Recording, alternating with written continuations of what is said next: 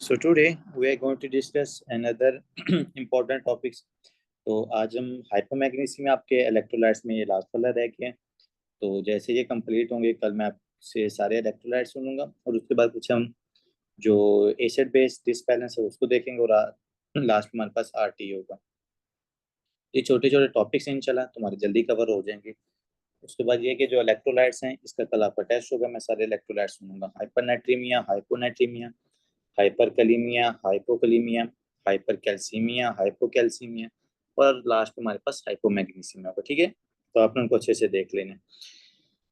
तो चलो बच्चों आज स्टार्ट करते हैं कि सर सबसे पहले हाइपोमैग्नीसियमिया का क्या मतलब होता है।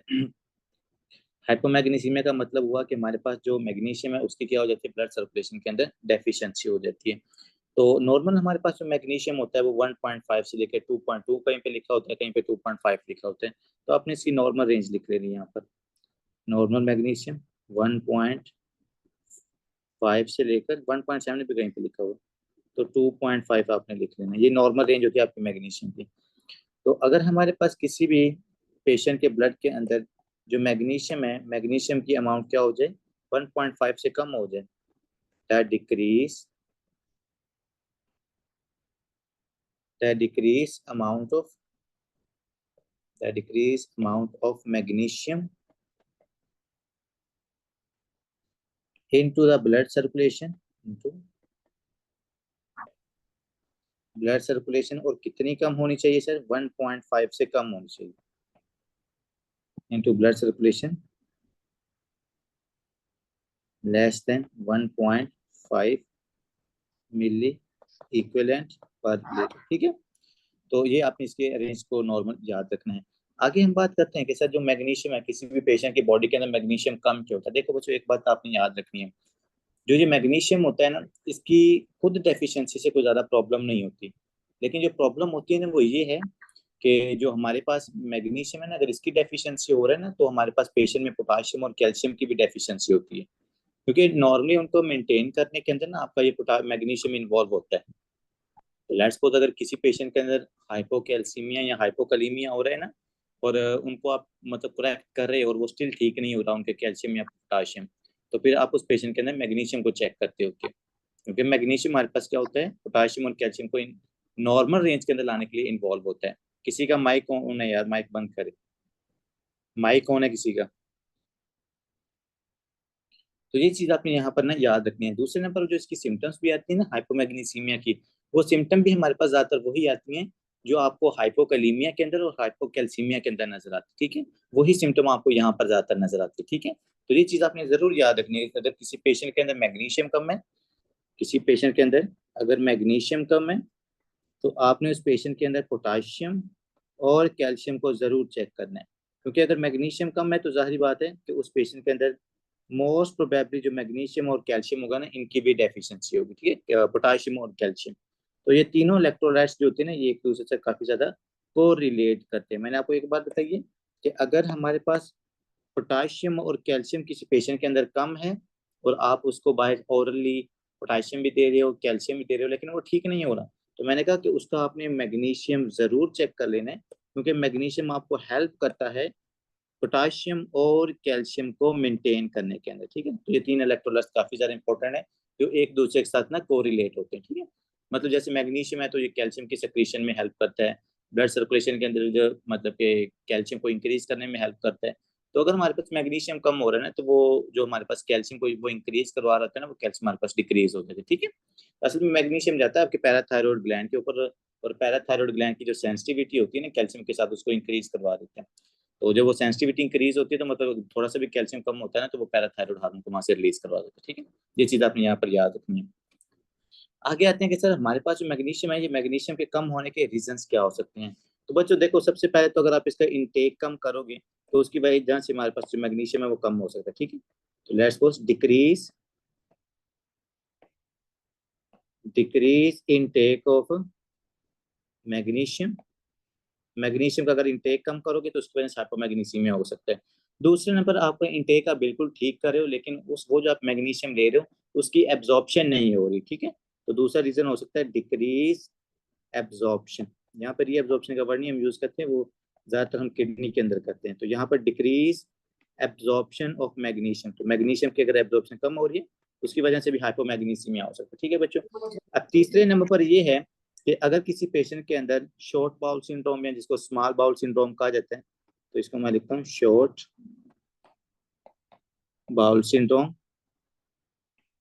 शॉर्ट बाउल सिंड्रोम जिनके अंदर होता है उनके अंदर ना एब्जॉर्प्शन नहीं होती डिफरेंट इलेक्ट्रोलाइट्स या डिफरेंट न्यूट्रिएंट्स की। तो अगर आपके पास लेट्स सपोज कैल्शियम की एब्जॉर्प्शन नहीं है, पोटेशियम की एब्जॉर्प्शन नहीं है, या मैग्नीशियम की एब्जॉर्प्शन नहीं, इस शॉर्ट बाउल सिंड्रोम के अंदर यही होता है। मतलब ना शॉर्ट बाउल सिंड्रोम के अंदर असल में इस तरह होता है कि आपके इंटेस्टाइन का जो पार्ट होता है ना कुछ उसको रिमूव किया जाता है। और उस पेशेंट के अंदर कोई मेलिग्नेंसी है या कोई ऑटोइम्यून डिजीज हो ना, जैसे सिलिक डिजीज का पेशेंट है या मैं कहता हूँ क्रॉन्स डिजीज का पेशेंट है, तो जो उसका अफेक्टेड पार्ट होता है ना हम उसको रिमूव कर देते हैं। जब वो हमारे अफेक्टेड पार्ट को ही हम रिमूव कर लेते हैं तो उस एरिया से जो एब्जॉर्प्शन होनी होती है ना बच्चों, तो वो एब्जॉर्प्शन हमारे पर फिर नहीं होती। ठीक है, जब वो एब्जॉर्प्शन नहीं होगी तो उसको हम कहते हैं short bowel syndrome. Short bowel syndrome मैं आपको दोबारा बता देता हूँ कि ये मेरे पास अगर इंटेस्टाइन है, तो अगर इंटेस्टाइन का एक पार्ट क्या है अफेक्टेड है और आपने उसको क्या कर दिया, रिमूव कर दिया।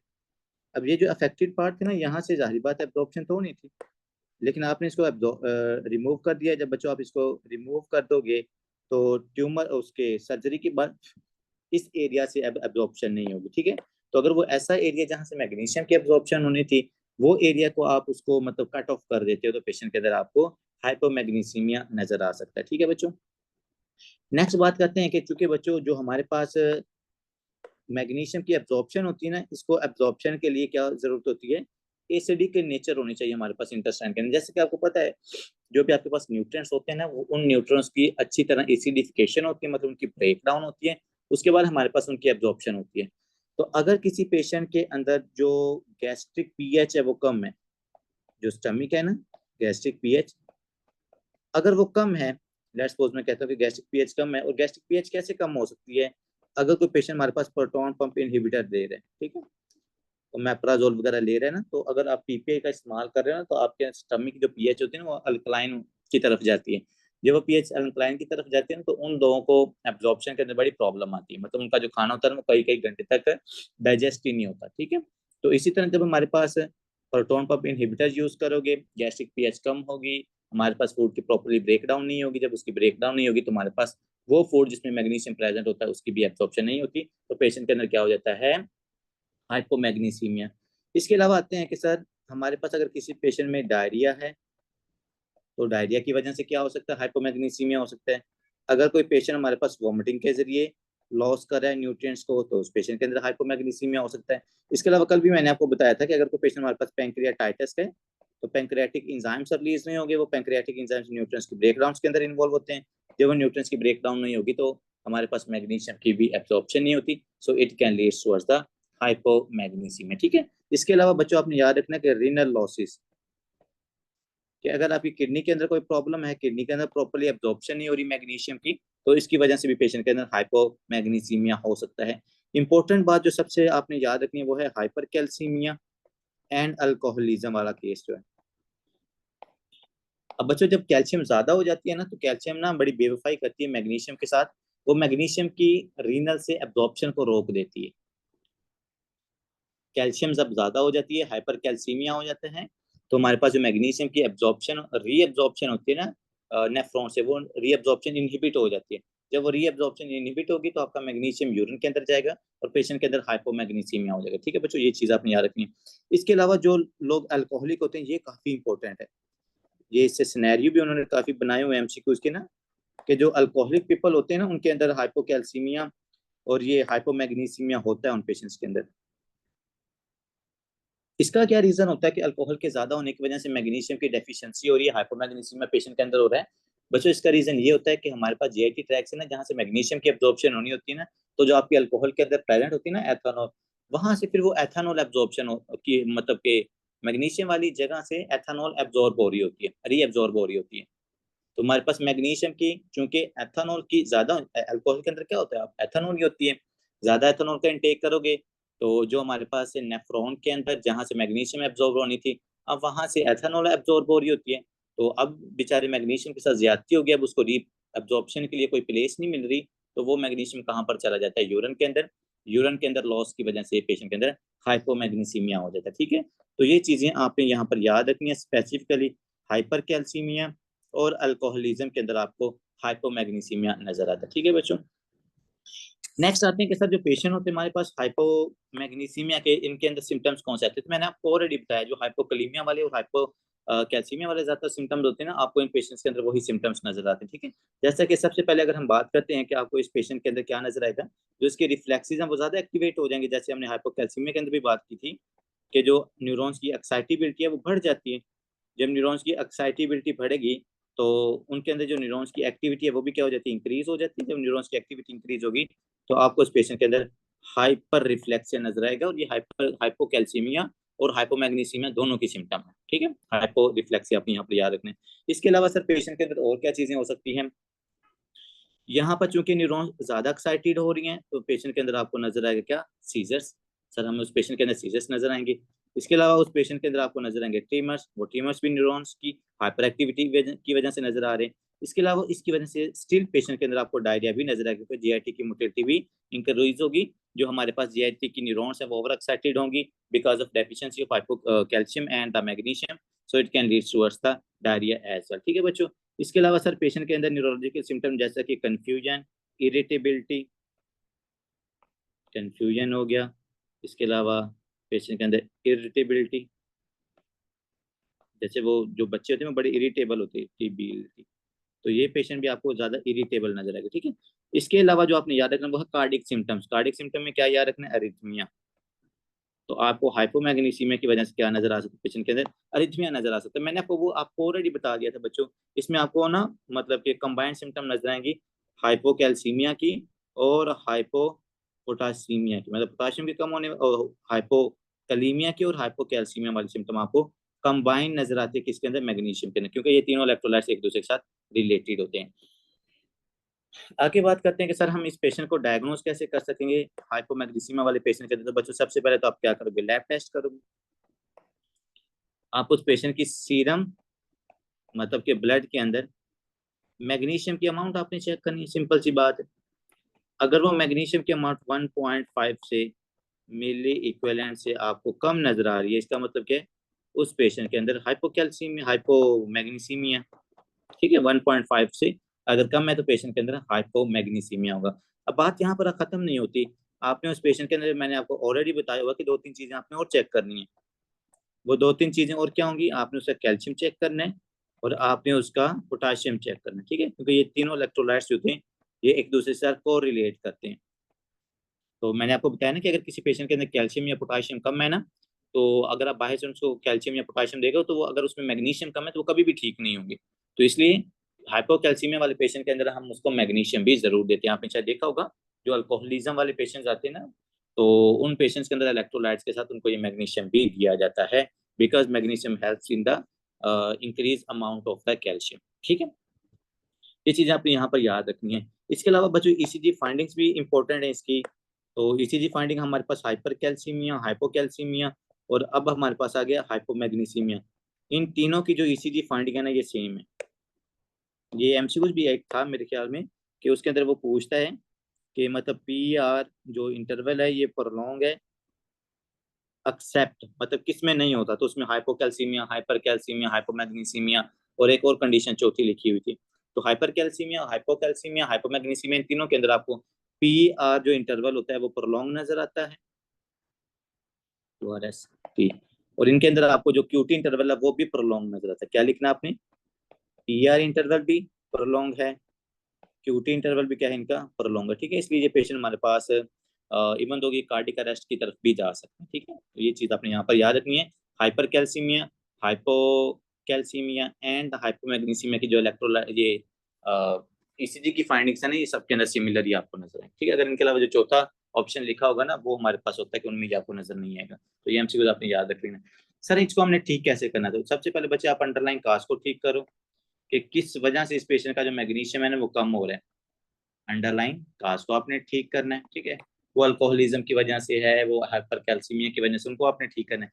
इसके अलावा फिर आपने चूंकि मैग्नीशियम की कमी है तो पहले आपने इसको देनी है ओरल मैग्नीशियम। ओरली क्या करनी है आपने, मैग्नीशियम देनी है। अगर ओरली मैग्नीशियम काम नहीं करी तो आपने क्या कर देना है, आईवी दे देना है, आईवी सप्लीमेंट्स या आईवी आपने मैग्नीशियम इस पेशेंट के अंदर दे देनी, ठीक है। इसके साथ साथ मैं आपको कह रहा हूँ आपने कैल्शियम और जो हमारे पास पोटाशियम होती है उसको भी चेक करना होता है।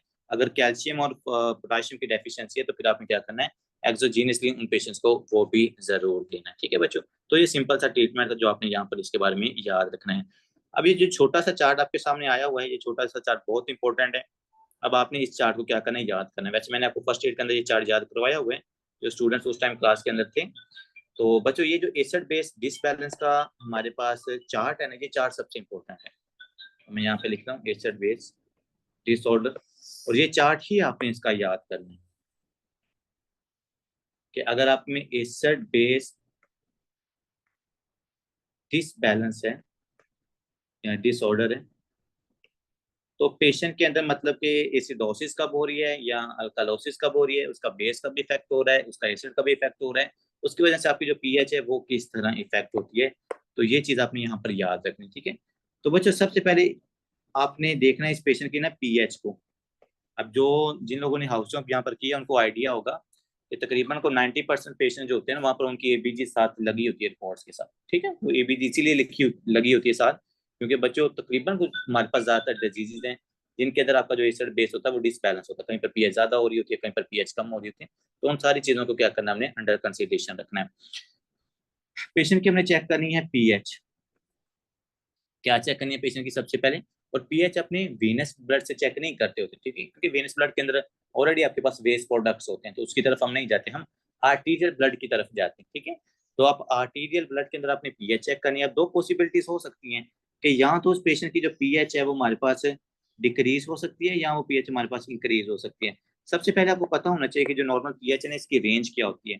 तो बच्चों नॉर्मल जो पीएच है इसकी रेंज होती है 7.35 से लेकर 7.45, ठीक है।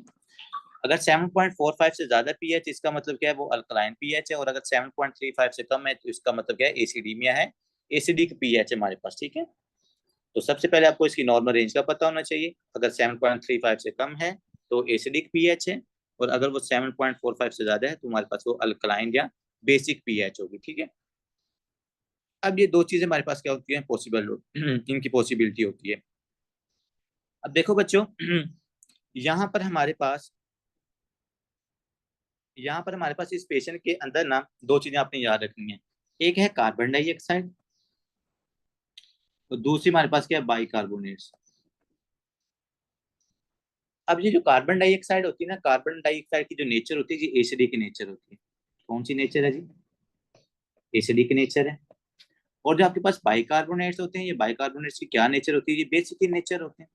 सर इसका मतलब ये है कि अगर किसी पेशेंट के अंदर कार्बन डाइऑक्साइड ज्यादा होगी तो जो उसकी पीएच है वो ज्यादा एसिडिक होगी, ठीक है। ये बहुत इंपॉर्टेंट कंसेप्ट आपने याद रखना है। अगर आपको पता है ना कि कार्बन डाइऑक्साइड की नेचर एसिडिक है तो काफी सारी जो डिजीजेस के अंदर पीएच की चेंजेस है ना वो आपको इजीली समझ आ जाती है। कल परसों मैंने इससे रिलेटेड एक एमसीक्यू भी सेंड किया हुआ था, तो एमसीक्यू बिल्कुल सिंपल था लेकिन आपको आइडिया ही नहीं था कि कार्बन डाइऑक्साइड की जो नेचर है वो एसिडिक है। तो उसकी बेस के ऊपर हमने उस पेशेंट को क्या करना था, डायग्नोज करना था, और उसकी जो वेंटिलेटर की सेटिंग थी हमने वो करनी थी। असल में वो जो क्वेश्चन था वो इस तरह था कि उसके अंदर जो कार्बन डाइऑक्साइड की अमाउंट थी ना वो 22 थी, मतलब नॉर्मल जो इसकी अमाउंट होती है ना कार्बन डाइऑक्साइड की वो 40 होती है। चलिए यहाँ पर लिख लें, नॉर्मल कार्बन डाइऑक्साइड की अमाउंट कितनी होती है ब्लड सर्कुलेशन के अंदर बच्चों, 40 होती है। इसका पार्शियल प्रेशर होता है वो 40 मिलीमीटर मरकरी होती है, ठीक है। और जो बाइकार्बोनेट्स होते हैं, बाइकार्बोनेट्स का होता है 22 से लेकर 24 तक, ठीक है। तो यहाँ पर हम लिख लेते हैं 20 से लेके, चलो नॉर्मल रेंज ही लिख लेते हैं, 20 से लेके 24 तक इसकी नॉर्मल रेंज होती है, ठीक है। कहीं पर 22 भी लिखा हुआ है लेकिन आपने 20 से लेकर 24 को याद रखना है, ये इनकी नॉर्मल रेंज होती है। अब पहली बात तो आपने याद रखनी कि अगर जो देखो कार्बन डाइऑक्साइड कम या ज्यादा होगी ना तो आपके पास जो पीएच होगी वो अफेक्ट होगी एसिडिक नेचर की। मैं आपको एक सिनेरियो देता हूँ। मेरे पास पेशेंट है ओबेस। आपको पता है जो ओबेस पेशेंट होता है वो क्या करता है, उसकी वेंटिलेशन कम होती है, जिसको हमने कहा था ना कि ओबेसिटी हाइपोवेंटिलेशन सिंड्रोम। तो उसकी जो रिस्पायरेटरी रेट होती है ना वो बच्चों कम होती है। और अगर रिस्पायरेटरी रेट कम होगी, क्या कि अगर रिस्पायरेटरी रेट पेशेंट की कम होगी तो आप कार्बन डाइऑक्साइड को बाहर नहीं निकाल पाओगे। और अगर आप कार्बन डाइऑक्साइड को बॉडी से बाहर निकालोगे तो ब्लड सर्कुलेशन में ज्यादा कार्बन डाइऑक्साइड हो जाएगी। जब ज्यादा कार्बन डाइऑक्साइड होगी तो आपकी जो पीएच होगी वो एसिडिक हो जाएगी, ठीक है, जिसको हम कहेंगे वो 7.35 से कम होगी अगर आप हाइपोवेंटिलेट करते हो।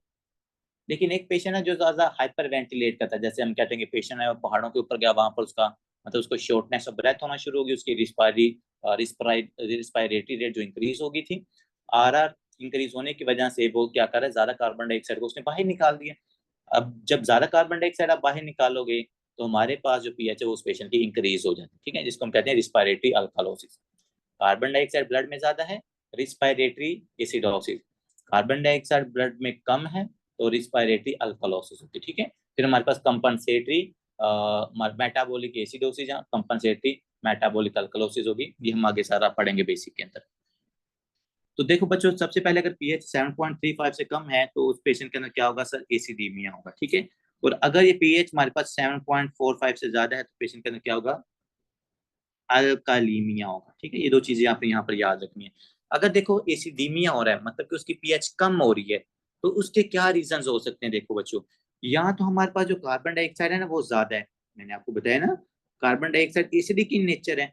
तो अगर आपके पास पीएच एसिडिक हो रही है मतलब 7.35 से कम हो रही है, तो यहाँ तो एक रीजन है कि कार्बन डाइऑक्साइड की जो अमाउंट है वो ज्यादा हो रही है आपकी ब्लड सर्कुलेशन के अंदर, जैसे कि मोर देन 44 मिलीमीटर मरकरी। दूसरा ये हो सकता है कि आपके जो बाइकार्बोनेट्स है ना उनकी डेफिशिएंसी हो गई, 20 से कम हो गए, क्योंकि जो वो बाइकार्बोनेट्स होते हैं वो आपकी पीएच को इंक्रीज करवाते हैं। तो अगर बाइकार्बोनेट्स भी कम हो जाए बच्चों तो उसकी वजह से भी जो आपकी पीएच होती है वो डिक्रीज हो सकती है, ठीक है। अब देखो बच्चों, अगर आपके पास कार्बन डाइऑक्साइड ज्यादा है और उसकी वजह से आपके पास पीएच ड्रॉप हो रही है तो उसके रीजन क्या हो सकते हैं। सबसे पहले तो हम उस कंडीशन को कहते हैं that is called the respiratory acidosis. अगर कार्बन डाइऑक्साइड ज्यादा हो रही है ब्लड के अंदर, उसकी वजह से पीएच ड्रॉप है, तो आपने उसको रिस्पायरेटरी एसिडोसिस कहना है। अगर आपके पास बाइकार्बोनेट्स कम हो रहे हैं तो उसको आपने कहना है मेटाबॉलिक एसिडोसिस। क्या कहना है उसको, मेटाबॉलिक एसिडोसिस कहना है। रिस्पायरेटरी एसिडोसिस के बच्चों क्या क्या रीजन हो सकते हैं, मैंने आपको पहले बताया था कि एसिडोसिस का क्या मतलब है कि कार्बन डाइऑक्साइड ब्लड सर्कुलेशन में ज्यादा हो रही है। अब जितने भी कॉजेज होंगे ना जो आपकी रिस्पायरेटरी रेट को कम करेंगे, उन तमाम कंडीशंस के अंदर आपको एसिडीमिया नजर आएगा, यानी जो पीएच है वो ड्रॉप नजर आएगी और मतलब कि आपको कार्बन डाइऑक्साइड ज्यादा नजर आएगी, ठीक है।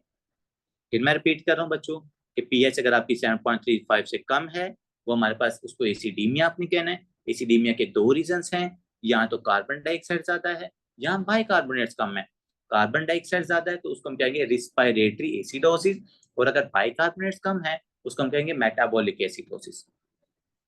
अब बात करते हैं कि सर जो रिस्पायरेटरी एसिडोसिस हो रही है कि मतलब पेशेंट के अंदर जो कार्बन डाइऑक्साइड ज्यादा ब्लड सर्कुलेशन के अंदर हो रही है वो क्यों ज्यादा हो रही है। तो मैंने आपको सिंपल सी बात बताई है कि अगर आपकी जो रिस्पायरेटरी रेट है ये डिक्रीज हो जाए, मतलब आप 1 मिनट के अंदर 6 से 5 मतलब 5 7 या 10 टाइम आप रिस्पायर मतलब कि ब्रीथिंग ले कर रहे हो या आप एक्सलेशन कर रहे हो, तो जाहिर बात है आपको प्रॉपर नहीं कर रहे, क्योंकि नॉर्मल जो हमारे पास रिस्पायरेटरी रेट होती है वो हमारे पास मतलब कि 16 से लेकर 20 तक होती है। तो अब हमारे पास रिस्पायरेटरी रेट कम है, आप कार्बन डाइऑक्साइड को बाहर नहीं निकाल रहे, नहीं निकालोगे, ब्लड सर्कुलेशन में कार्बन डाइऑक्साइड जाता है, it can cause the acidaemia. अब कौन कौन सी कंडीशंस हैं जो हमारे पास कार्बन डाइऑक्साइड को ब्लड सर्कुलेशन में ज्यादा करवा सकती हैं या जिनके अंदर रिस्पायरेटरी रेट होती है वो कम होती है। सबसे पहले तो रिस्पायरेटरी रेट कम होने की कंडीशन को हम क्या कहते हैं, हाइपोवेंटिलेशन। तो अगर आप वेंटिलेट कम करें तो बच्चों उसका सबसे पहला रीजन क्या हो सकता है सर, उस पेशेंट के अंदर जो एयर उस पेशेंट के अंदर जो एयर वे है उसके अंदर ऑब्स्ट्रक्शन हो सकती है। जाहिर बात है कि हमारे ट्रेकिया में ऑब्स्ट्रक्शन है, ब्रोंकाई में ऑब्स्ट्रक्शन है, ब्रोंक्यूल्स में ऑब्स्ट्रक्शन है, तो जब वहां पर ऑब्स्ट्रक्शन होगी तो आप कार्बन डाइऑक्साइड को बाहर नहीं निकाल पाओगे। जब कार्बन डाइऑक्साइड को बाहर नहीं निकालोगे तो उसकी वजह से क्या हो सकता है, रिस्पायरेटरी एसिडोसिस या एसिडीमिया। अब एयरवे के अंदर ऑब्स्ट्रक्शन बच्चों कैसे हो सकती है, यहाँ तो उस पेशेंट के अंदर मेलिग्नेंसी है, समझ आ रही है ना, कि अगर वहां पर कोई ट्यूमर बना हुआ है तो वो क्या करेगा, वो उसको कंप्रेस करेगा, ब्रोंक्यूल्स को ऑब्स्ट्रक्शन प्रोवाइड करेगा और वो आपके पास कार्बन डाइऑक्साइड को बाहर नहीं निकलने देगा, जिसकी वजह से एसिडीमिया हो सकते हैं। दूसरे नंबर एक्यूट लंग डिजीज। बच्चों एक्यूट लंग डिजीज का क्या मतलब है कि आपके पास जो लंग्स है they are not working properly, they are not inspiring and they are not expiring the carbon dioxide from your body, and if they are not expiring it can lead towards the increased amount of the carbon dioxide into blood circulation and it can cause the acidemia, ठीक है। तो acute lung disease होती है मतलब rapidly अगर आपके lungs के जो एलोविलाइज हैं वो डैमेज हो जाएं और वो गैसियस एक्सचेंज में डायरेक्टली इन्वॉल्व ना हो, और अगर गैसियस एक्सचेंज नहीं होगा तो कार्बन डाइऑक्साइड ज्यादा हो जाती है। बच्चों क्रोनिक लंग डिजीज, अब क्रोनिक लंग डिजीज के अंदर कौन सी आ सकती है? इडियोपैथिक पल्मोनी फाइब्रोसिस है हमारे पास, इंटरस्टिशियल लंग डिजीज है, ये सारी क्रोनिक लंग डिजीज के अंदर आती हैं। और इन सब के अंदर आपने देखा था कि पेशेंट के अंदर जो गैसियस एक्सचेंज है वो इम्पेयर होता है। जब गैसियस एक्सचेंज इम्पेयर होगा तो हमारे पास क्या है, कार्बन डाइऑक्साइड ब्लड सर्कुलेशन में ज्यादा होगी and it can cause the acidaemia और डिक्रीज पीएच। ठीक है, जैसे ये अगर एलोपिलाई है ना बच्चों, तो इंटरस्टिशियल लंग डिजीज में क्या होता है सर, यहाँ पर फाइब्रोसिस हो जाती है। जब यहाँ पर फाइब्रोसिस होगी तो there is no gaseous exchange, and if there is no gaseous exchange तो पेशेंट के अंदर क्या होगा, पेशेंट के अंदर हाइपोक्सीमिया एंड हाइपरकैप्निया होगा। ये देखो, ठीक है, पेशेंट के अंदर क्या होगा, हाइपोक्सीमिया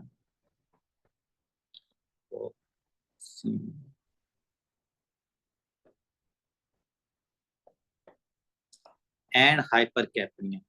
और अगर हाइपरकैप्निया होगा मतलब कार्बन डाइऑक्साइड ज्यादा है, हाइपरकैप्निया। अगर कार्बन डाइऑक्साइड ज्यादा तो वो क्या करेगा, वो पीएच को ड्रॉप कर देगा।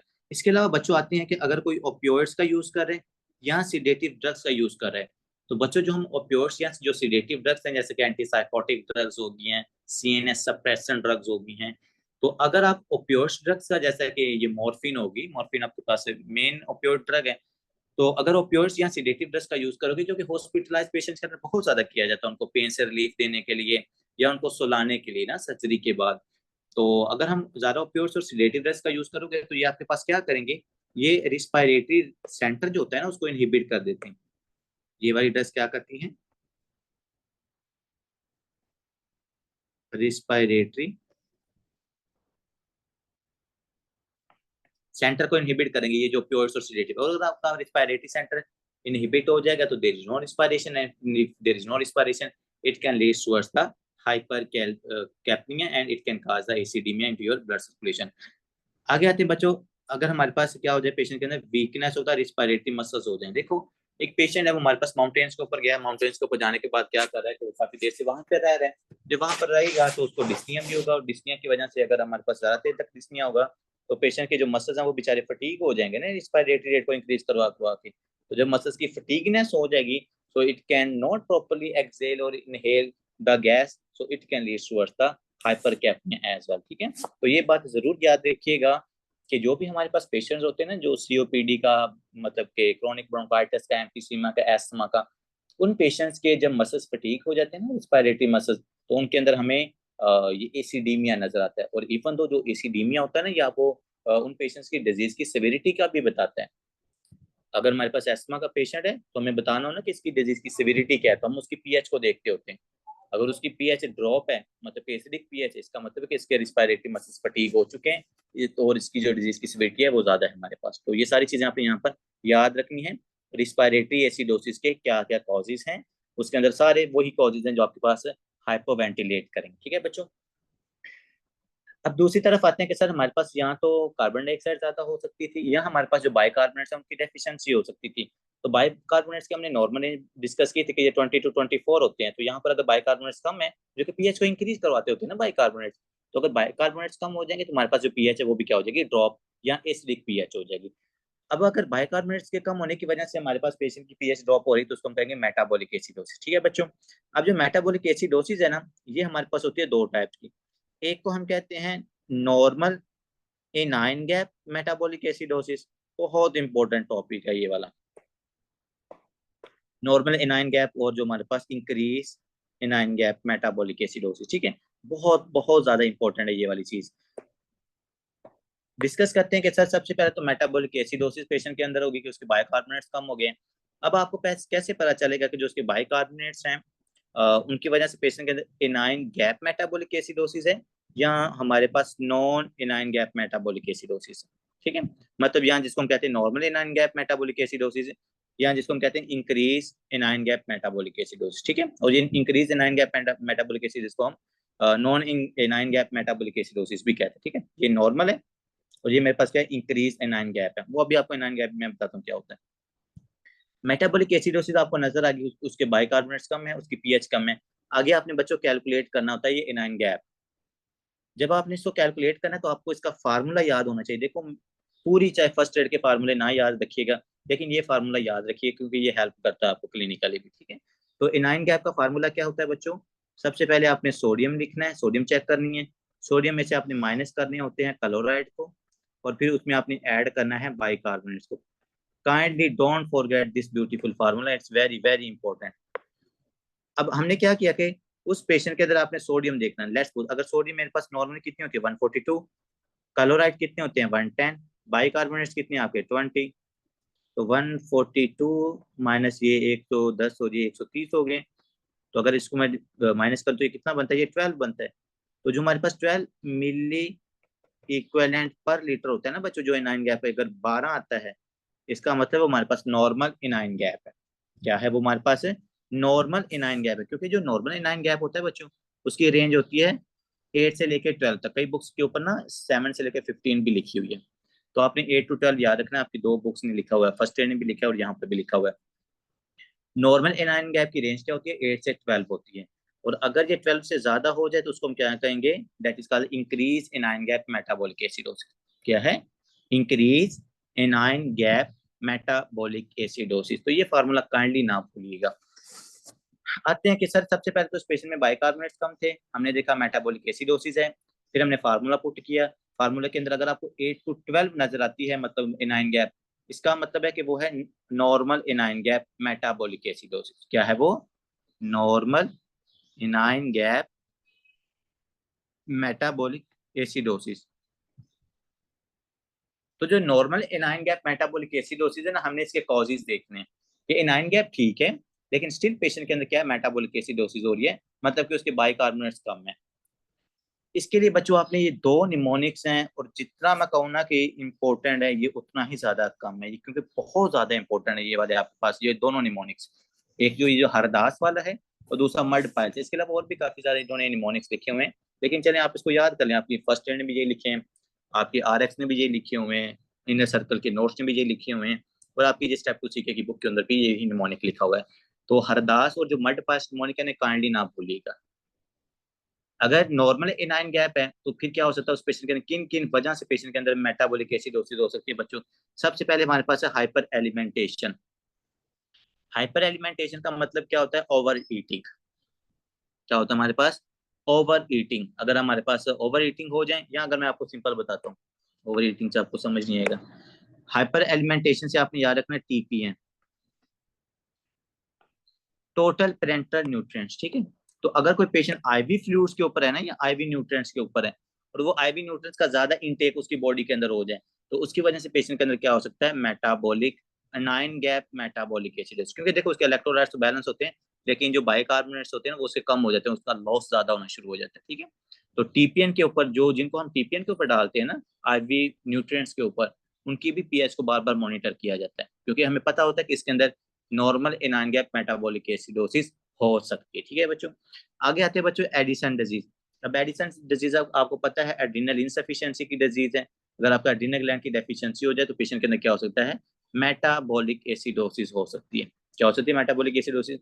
असल में इसका रीजन पता है क्या होता है आपको? पता है ना, वो एल्डोस्टेरोन जो होता है, वो एल्डोस्टेरोन हाइड्रोजन इसको बाहर फेंकता है नेफ्रॉन्स के जरिए यूरिन के अंदर। तो जब आपके पास एल्डोस्टेरोन ही नहीं होगा तो किडनी से कौन बाहर फेंकेगा हाइड्रोजन को? तो वो हाइड्रोजन ज्यादा होकर क्या करवा देते हैं? Metabolic acidosis. ठीक है। Renal tubular acidosis. तो बच्चों रीनल ट्यूब्यूलर एसिडोसिस हमारा आगे ये RTA वाला टॉपिक भी है। तो ये रीनल ट्यूब्यूलर एसिडोसिस के अंदर क्या होता है? आपके जो नेफ्रॉन होते हैं ना उसके डिफरेंट पार्ट डिफेक्टेड होते हैं। जैसे कि RTA अगर 1 है तो उसमें DCT डिफेक्ट होता है, RTA 2 तो उसमें प्रोक्सिमल इफेक्ट होता है, RTA 4 है तो उसके अंदर कलेक्टिंग डक्ट्स हमारी डैमेज होती है। ठीक है। तो जब हमारे पास आपकी नेफ्रॉन के पार्ट्स ही डैमेज है, जहाँ से बाइकार्बोनेट्स वगैरह की एब्जॉर्प्शन होनी है, तो वो हमारे पास रीएब्जॉर्प्शन नहीं होती, decrease bicarbonates, so it can cause the metabolic acidosis. ठीक है। तो हरदास का जो R था वो रीनल ट्यूब्यूलर एसिडोसिस है। बच्चों डी, डी से आपने याद रखना है diarrhoea, and it's very very important. बच्चों डायरिया के जरिए आपके जो बाइकार्बोनेट्स, ये आपकी रिपीट कीजिएगा। कौन से वाला बच्चे? ये रेनल ट्यूब्यूलर एसिडोसिस, इसकी समझ नहीं आई। बच्चों देखो, ये मैं कह रहा हूँ आगे टॉपिक भी है, लेकिन सिंपल यहाँ पर ये समझें कि रीनल ट्यूब्यूलर एसिडोसिस का मतलब ये होता है कि हमारे पास जो डिफरेंट पार्ट्स होते हैं ना आपकी नेफ्रॉन के, जैसे मैंने आपको बताया कि इसकी टाइप्स होती है ना, RTA की डिफरेंट टाइप्स होती हैं। टाइप 1, टाइप 2, फिर टाइप 4 होती है। तो उन टाइप्स के अंदर क्या होता है कि जो आपके पार्ट्स होते हैं ना नेफ्रॉन के, मतलब किसी में PCT में डिफेक्ट होता है, किसी में DCT और किसी में कलेक्टिंग डक्ट के अंदर। तो जब आपके वो वाले पार्ट्स ही अफेक्टेड होंगे तो हमारे पास जो बाइकार्बोनेट्स की एब्जॉर्प्शन होनी होती है, वो बाइकार्बोनेट्स की जो एब्जॉर्प्शन है वो इंपेयर हो जाती है।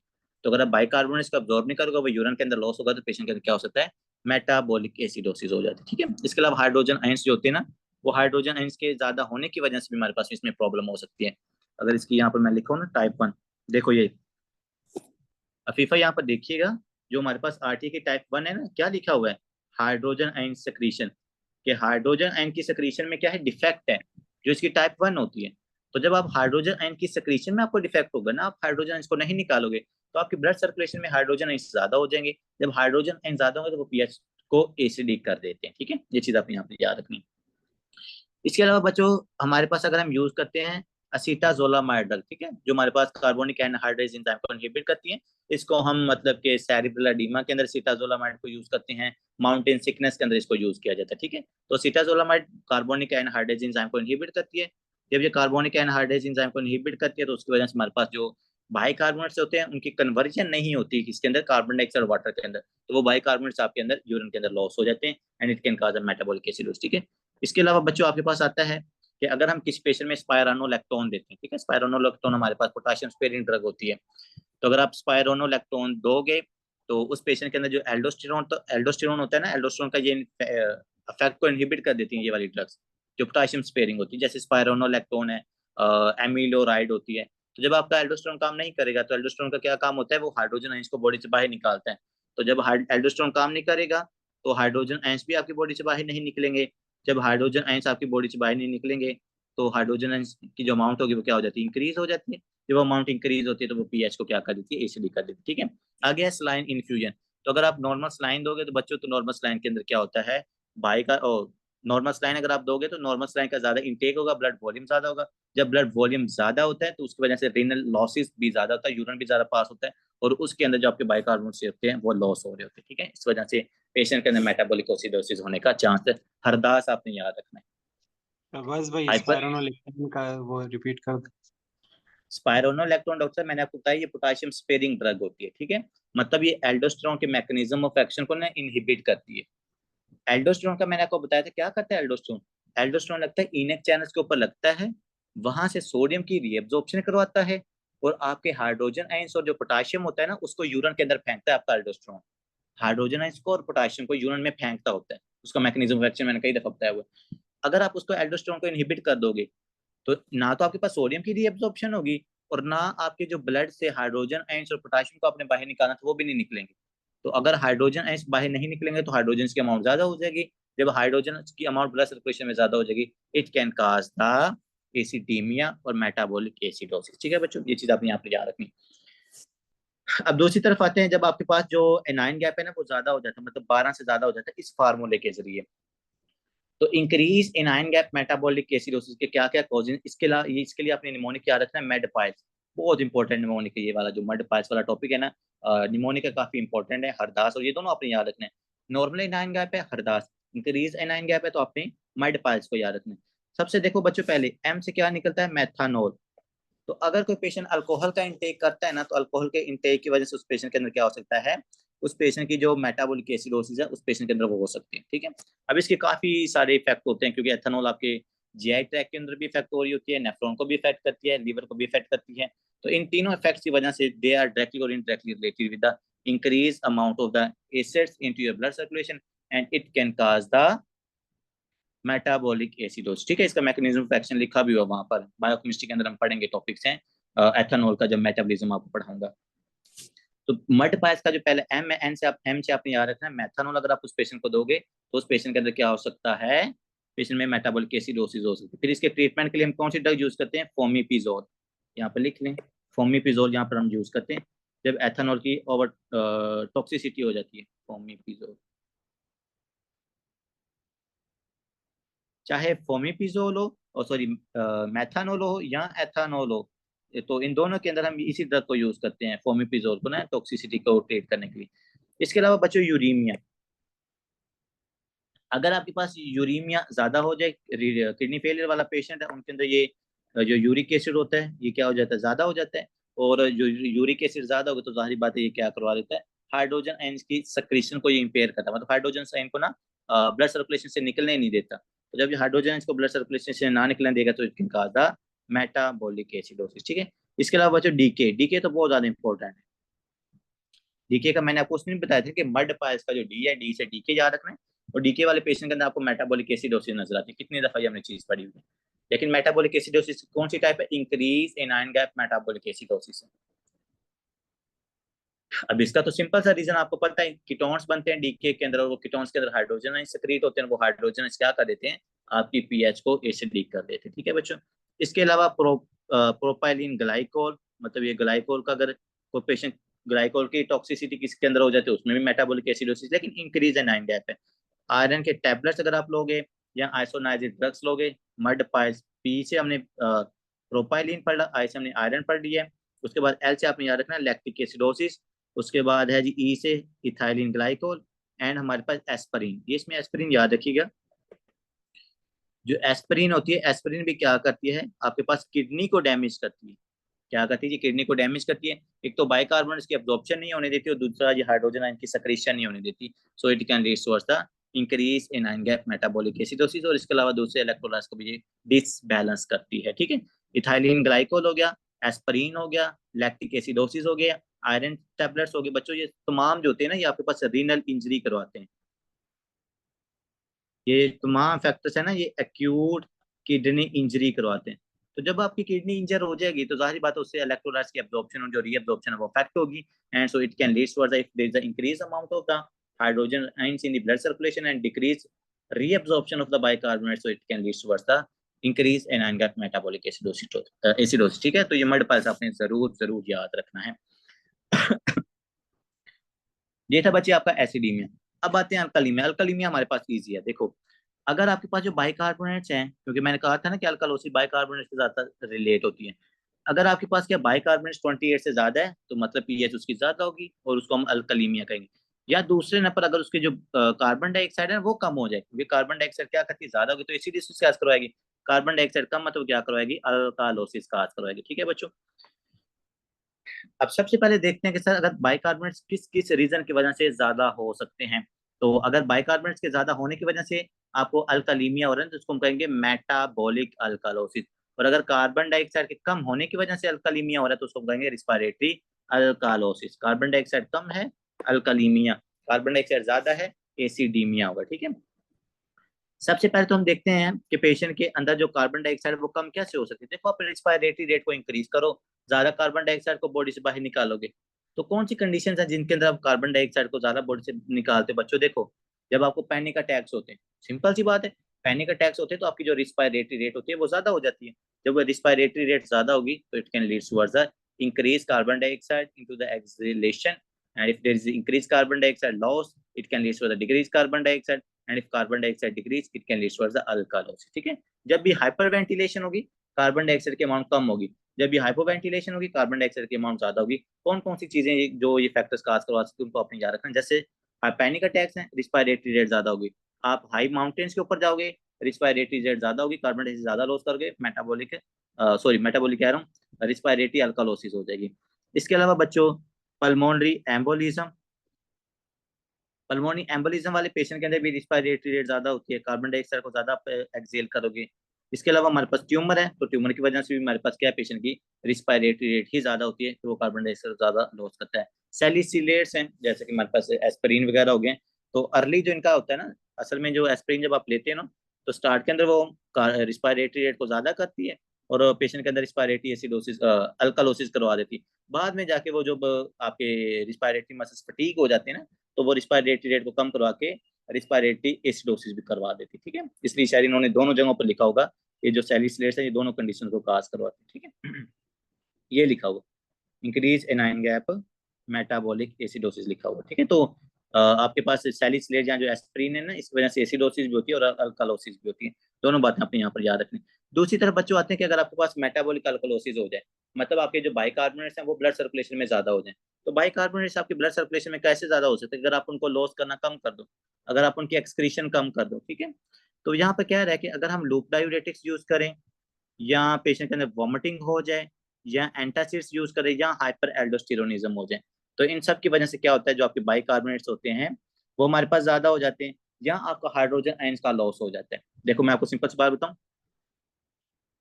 अगर आप यूज करते हो ना लूप डायूरेटिक्स, जैसे कि फ्लोक्सीमाइड आप यूज करते हो, वो क्या करेगी, वो सोडियम, पोटाशियम और क्लोराइड के चैनल्स को इनहिबिट करेगी। जब वो इनको इनहिबिट करेगी तो आपकी सोडियम, पोटाशियम, क्लोराइड कहाँ पर जाएगी, आपके यूरिन के अंदर लॉस हो जाएगी। जब वो यूरिन के अंदर लॉस होंगी ना बच्चों, तो ऑन दी अदर हैंड अब देखो जो नेफ्रॉन का ल्यूमन है ना, वहां पर जो क्या इसको कहते हैं, जो पॉजिटिविटी है वो कम होगी है। यूरन जो आपके पास नेफ्रॉन का ल्यूमन है, क्योंकि हम आपने क्या किया है, हाइड्रोजन है, सोडियम के ऊपर भी पॉजिटिव आइन है, पोटाशियम के ऊपर भी पॉजिटिव आइन, तो आपने वो पॉजिटिव आइन लॉस कर देंगे। जब आप लॉस करोगे ना, तो उनको कंपनसेट करने के लिए आपने क्या करना पड़ेगा, आपको उतने नेगेटिव चार्जेस भी लॉस करने पड़ेंगे। तो जब पॉजिटिव चार्जेस लॉस होते हैं तो हमें यहाँ पर नेगेटिव चार्जेस को भी लॉस करना पड़ेगा, जैसे कि बाइकार्बोनेट्स है। तो ये जो बाइकार्बोनेट्स है फिर आपके ये यूरन के अंदर जाना शुरू हो जाते हैं, तो जिसकी वजह से आपकी जो किडनी होती है ना वो बैलेंस कर लेती है पॉजिटिव और नेगेटिव आयंस के लॉस को। तो यहाँ पर बाइकार्बोनेट्स आपके पास क्या हो रहे होते हैं, यहाँ पर बाइकार्बोनेट्स हमारे पास थोड़ी एक्सेस होते हैं, उनकी रीअब्जॉर्प्शन बढ़ जाती है। यहाँ पर बाइकार्बोनेट्स के हमारे पास क्या हो रही है, रीअब्जॉर्प्शन इंक्रीज हो जाती है यहाँ पर, उसी इलेक्ट्रोलाइट जो चार्जेस होते हैं उनको बैलेंस करने के लिए। इसके पीछे कंसेप्ट यही है। इसके अलावा बच्चों आते हैं वॉमिटिंग। अब वॉमिटिंग के अंदर भी यही केस होता है कि वॉमिटिंग के अंदर आप अपने इलेक्ट्रोलाइट्स को लॉस करते हो, और उनको बैलेंस करने के लिए ना आपकी किडनी क्या करती है, जो रिमेनिंग इलेक्ट्रोलाइट्स है ना उनकी रीअब्जॉर्प्शन ज्यादा करवा लेती है। वॉमिटिंग, अब क्योंकि इसमें सबसे ज्यादा बच्चे कंफ्यूज होते हैं कि सर वहां पर तो वॉमिटिंग हो रही है, तो आप इधर कह रहे हैं बाइकार्बोनेट्स ज्यादा हो रहे हैं।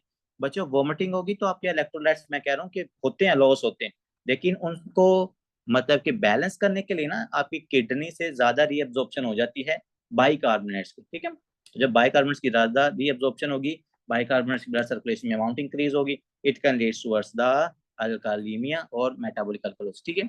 लास्ट पे हमारे पास क्या है, एंटासिड। वही बात आ गई, एंटासिड का यूज, अगर आप एंटासिड यूज करोगे तो रीअब्जॉर्प्शन होगी, वो आप फीसिस के अंदर बाइकार्बोनेट्स को लॉस कर, सॉरी, अगर हम एंटासिड्स यूज करें, क्योंकि यहाँ पर अल्कलोसिस हो रही है ना, एंटासिड्स आप अगर आप यूज करोगे तो हाइड्रोजन आयंस की यहाँ पर डेफिशिएंसी होगी, हाइड्रोजन आयंस की क्या होगी, डेफिशिएंसी। और अगर हाइड्रोजन आयंस की डेफिशिएंसी होगी तो इस पेशेंट के अंदर स्टिल क्या होगा, जो पीएच है वो इंक्रीज हो जाएगी, क्योंकि हाइड्रोजन आयंस आपकी पीएच को ड्रॉप करते हैं। यहाँ पर आप हाइड्रोजन आयंस को लॉस करते हो, हाइड्रोजन आयंस को लॉस करोगे तो पीएच इंक्रीज हो जाती है, ठीक है। लास्ट पे है हाइपर एल्डोस्टेरोनिज्म।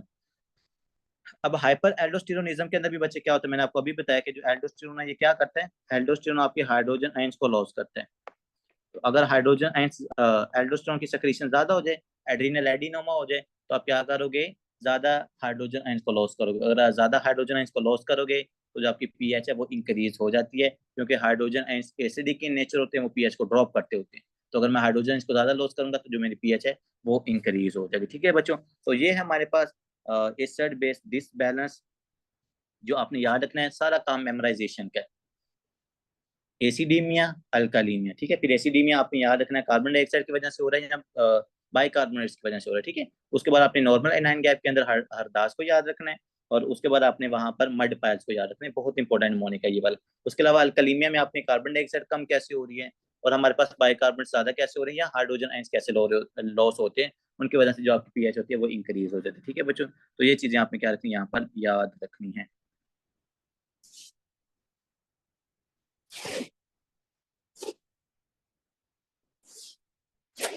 बाकी मिलते हैं आपको, मेरे समय बेसिक के लेक्चर का भी टाइम हो गया, मिलते हैं आपको नेक्स्ट लेक्चर के अंदर।